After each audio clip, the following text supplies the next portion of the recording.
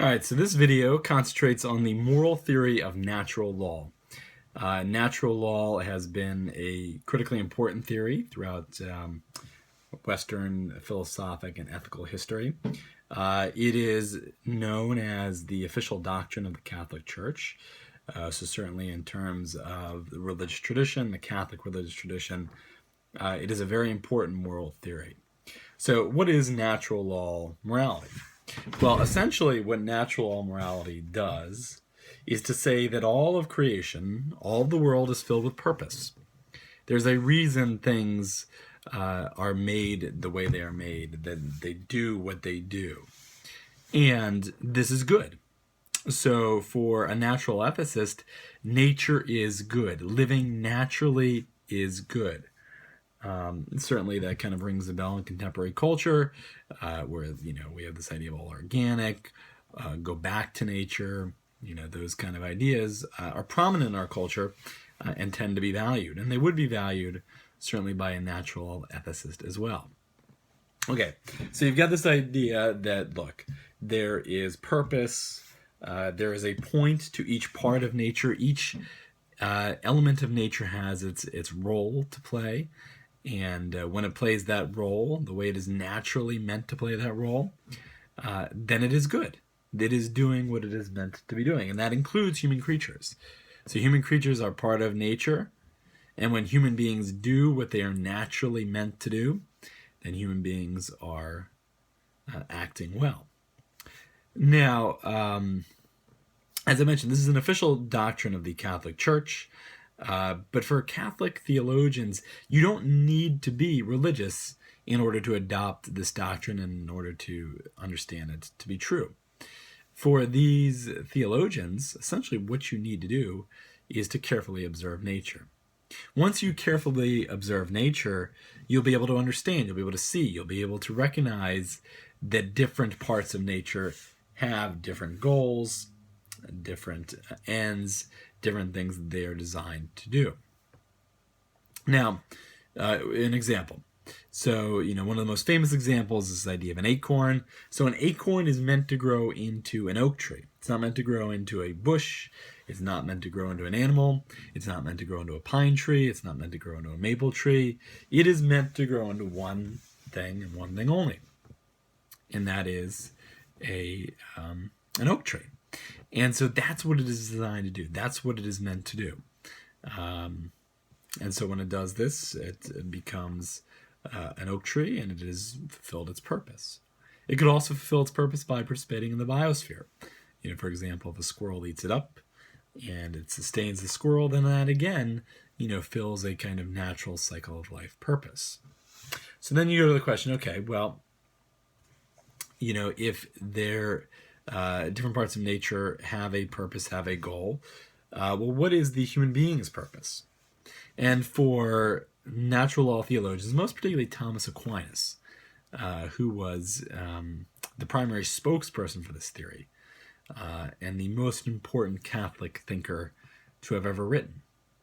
So he links the human being's natural design to four different purposes.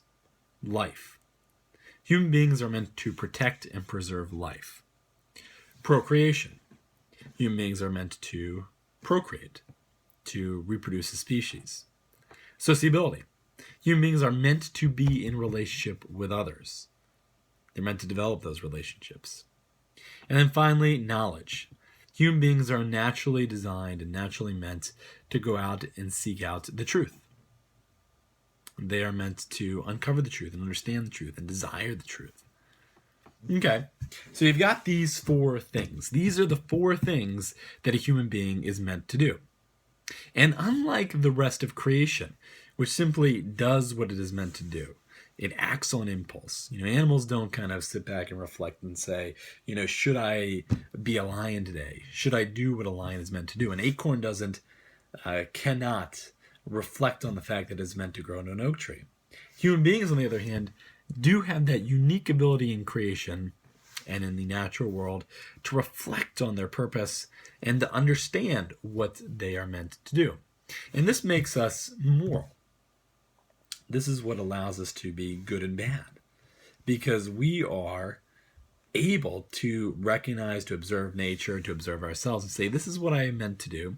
This is what my end should be as a human being. And then I can either choose to do it or not to do it. If a thing within nature, if a creature within nature doesn't fulfill its purpose, it's because it did something or something happened over which it had no control. Let's say there's a drought and the acorn doesn't have any water to take root. Well, then the acorn would fail to become an oak tree, not because it chose to go against its natural design or purpose, but because other elements in nature, simply led to this accident. So with a human being, we have these 4 goals. We have reason, and we have the ability to reflect on these goals, to understand them. And then we also have the freedom to choose to follow the goals or not. So when human beings don't act according to these goals, when they don't preserve life, when they do not procreate in responsible manners, when they are antisocial, when they do not seek out the truth, then this is not natural for human beings. This is human beings violating their natural purpose, choosing to either not explore what human beings are meant to do, or choosing to act against these ends that they know should be adopted. So when we think about these ends, and we think about them a little further, what could it mean, practically speaking, to live out these 4 principles? Well, life. Preservation of life not only refers to your life, but also to my life. And so we should perform activities that are consistent with life. We should not murder. We should not certainly commit abortion. But also we should live a healthy life. We shouldn't necessarily go overboard on exercise, but we should exercise. We should eat healthy. We should avoid smoking. We should avoid things that are self-destructive, sitting in front of a video game monitor 24 hours a day. Those kind of things are anti-life and are not to be done. Vice versa, those things and those activities which promote life are to be adopted. Second option, procreation. So, you might look at this principle and say, well, then I gotta get out there and have sex with as many people as possible, produce as many babies as I potentially can, and fill the world with more human beings. That's not the case for natural law ethicists. The point of procreation is not simply to pop out babies, but to be able to raise them, to be able to develop them, to be able to help them become responsible, truth-seeking, sociable members of society. And so that would mean, being there for your kid, 2 parents being there for their kid, not, abandoning one or the other. That would mean certainly being responsible, not simply producing as many kids as you can and outstripping your means and not having the ability to educate or the ability to care for these kids. No, you can't kind of take care of everything, but you should be responsible about how you procreate. Procreation would also mean that non-reproductive sexual acts would be against the moral law. So no homosexual sex, no kind of oral sex, any kind of sex that does not offer the possibility of procreation is wrong. Same thing here, traditionally speaking, with regard to contraceptives. Okay, sociability. So sociability, the idea here is really that you're meant to develop relationships. And so part of this is you're meant to understand the world around you. Pay attention to more than just your kind of little individual problems and world and issues and plans and goals. Pay attention to the world at large. That would be part of being sociable, part of being within a society.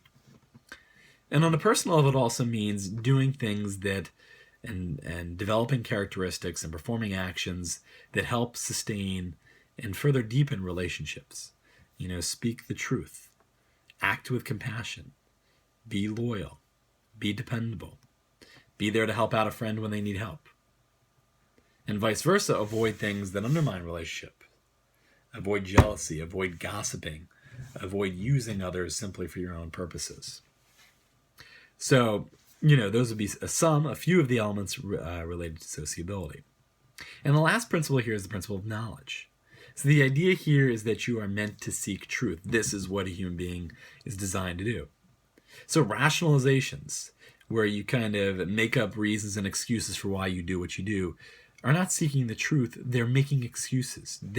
It's using your reason to support your bad habits or your illicit desires, or goals that you know are not proper. So seeking out the truth also means educating yourself. No, you don't have to get a PhD or anything like that, but it does mean developing your ability to think. It does mean learning how to read, learning how to write, learning how to do some math. That is going to help you not only in your own life, but it's going to help you seek out knowledge. It's going to help you understand the world more deeply. And it's not simply just book smarts. Knowledge here would also refer to experience and refer to wisdom. Learning from others who have lived worthwhile lives. That would be part of knowledge.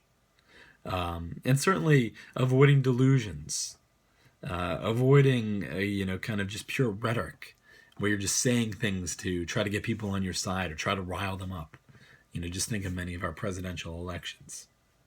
No, you're meant to seek out truth as best as you can, even if that truth hurts, even if that truth contradicts something that you held dear.